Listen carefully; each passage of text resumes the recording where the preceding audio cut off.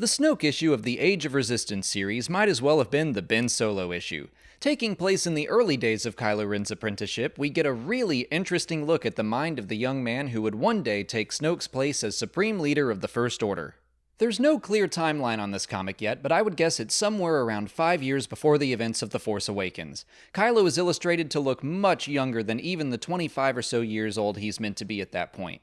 A confused and conflicted boy, literally being thrown off a cliff to learn to fend for himself. Snoke wants him to harness his anger rather than let it control him. I'd say that's a lesson Kylo has definitely not learned by the time of the sequel trilogy, but he does it well enough to survive his fall. Satisfied with the lesson, Snoke wants to show Ren something else and looks directly at his helmet when he says, "To face what is holding you back." You could really feel Snoke's annoyance with the mask in The Last Jedi, and now we're seeing he's always felt that way. He doesn't want a Vader pretender as an apprentice, he wants someone stronger. So why does he put up with the mask at all? I think he's kind of had to in public. The helmet is intimidating, sure, but it's also a way for Ben to hide his conflict. Snoke can't have his apprentice running around the galaxy looking scared and unsure of himself constantly, so the mask is this weird necessity that's showy and serves its purpose, but obviously Snoke is frustrated that Kylo needs it at all, that he hasn't committed himself to following the dark side. He then takes Ben to Dagobah, to the very dark side cave where Luke saw his vision in The Empire Strikes Back. Snoke speaks of Luke almost reverently and says he respects the Jedi, claiming that if Luke were his apprentice instead of Ben, they would have already taken over the galaxy. The Last Jedi novelization tells us that Snoke had some sort of relationship with Luke, appearing to be helpful for a time. He probably probed around to see if Luke could be turned, and when he failed or decided it was impossible, he set his sights on Ben instead. But now he's using that fact against Kylo, telling him he's inferior to the man he hates most. In Empire, Yoda tells Luke that the cave contains only what you take with you. Snoke tells Ben it contains only what you've been too weak to bury. In my opinion, the cave shows you what you fear the most. Fear is, after all, the root of the dark side, leading to anger, hate, and then suffering. When Luke enters, he sees that his power brings with it the potential to become just as bad as Darth Vader. When Ben enters, he sees his family. First, he sees Luke, who tells his nephew he does not want to fight.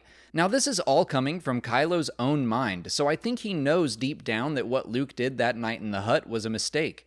I think he knows his uncle wouldn't have murdered him. But he was and is a powerless, angry person with no control. He lashed out in the worst way possible, and now his fear is that he made a horrible mistake, and yet he still has enough hatred for Luke to strike the vision down.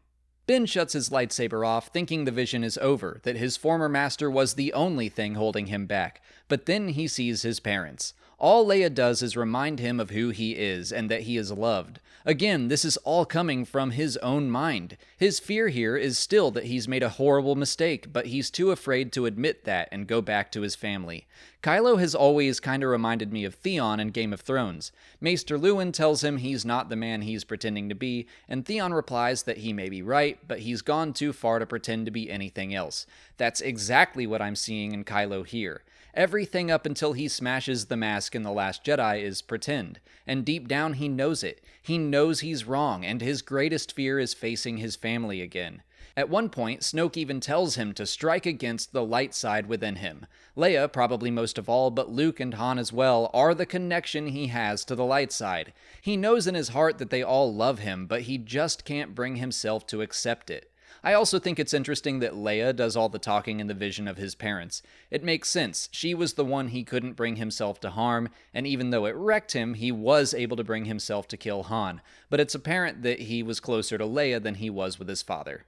Inside the cave, Kylo ignites his lightsaber again and attacks a tree the same way he attacked computer terminals and the torture chair in The Force Awakens.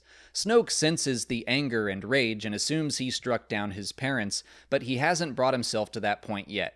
Snoke is just really bad at assuming what's going on in his apprentice's head, and you know what they say about assumptions, they get your ass cut in half. In order to hide his deception, Kylo destroys the dark side cave completely, and again, Snoke interprets that as a display of power when it's just a way to hide. He tells Ren that he hoped to bring future apprentices there, which is just such a dark side master thing to say. To openly be like, I'm already looking for the person who's going to replace you. But Kylo Ren claims Snoke won't need any more apprentices. But let's look at that a little more. Kylo Ren destroys the dark side cave on Dagobah, a source of darkness that has been around for thousands of years. Now, it's possible that could just be a reference to how he ultimately deceives and destroys Snoke in The Last Jedi. After all, we do know Snoke is very old.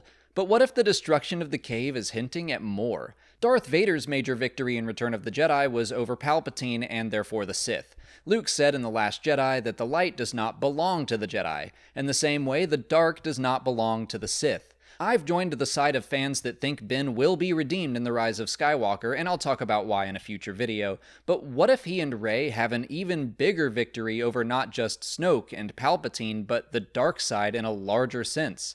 I have no idea what that would even look like, but the fact that Kylo Ren, the Darth Vader wannabe, Supreme Leader of the First Order, is the one to destroy an ancient source of darkness feels very significant to me. This was easily my favorite Age of Resistance comic so far, and one of the best issues of all the Age of series.